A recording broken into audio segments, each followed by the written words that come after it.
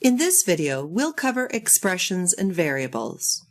Expressions describe a type of operation that computers perform. Expressions are operations that Python performs. For example, basic arithmetic operations like adding multiple numbers. The result, in this case, is 160. We call the numbers operands, and the math symbols, in this case addition, are called operators. We can perform operations such as subtraction using the subtraction sign. In this case, the result is a negative number. We can perform multiplication operations using the asterisk. The result is 25. In this case, the operands are given by negative and asterisks. We can also perform division with the forward slash. 25 divided by 5 is 5. 25 divided by 6 is approximately 4.167. In Python 3, the version we will be using in this course, both will result in a float. We can use the double slash for integer division, where the result is rounded. Be aware, in some cases, the results are not the same as regular division. Python follows mathematical conventions when performing mathematical expressions. The following operations are in a different order. In both cases, Python performs multiplication, then addition to obtain the final result.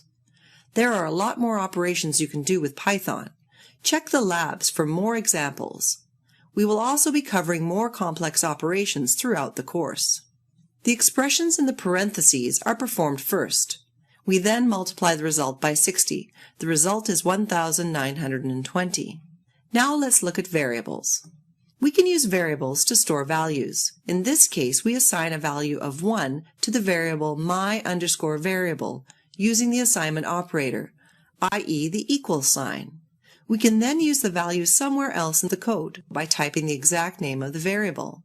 We will use a colon to denote the value of the variable. We can assign a new value to my_variable using the assignment operator. We assign a value of 10. The variable now has a value of 10. The old value of the variable is not important. We can store the results of expressions. For example, we add several values and assign the result to x. X now stores the result. We can also perform operations on x and save the result to a new variable y. Y now has a value of 2.666. We could also perform operations on x and assign the value x. The variable x now has a value 2.666. As before, the old value of x is not important. We can use the type command in variables as well.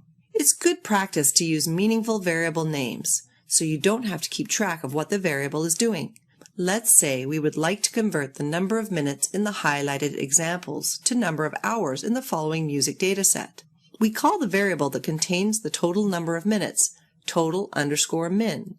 It's common to use the underscore to represent the start of a new word. You can also use a capital letter. We call the variable that contains the total number of hours total_hour. We can obtain the total number of hours by dividing total_min by 60. The result is approximately 2.367 hours. If we modify the value of the first variable, the value of the variable will change. The final result values change accordingly, but we do not have to modify the rest of the code.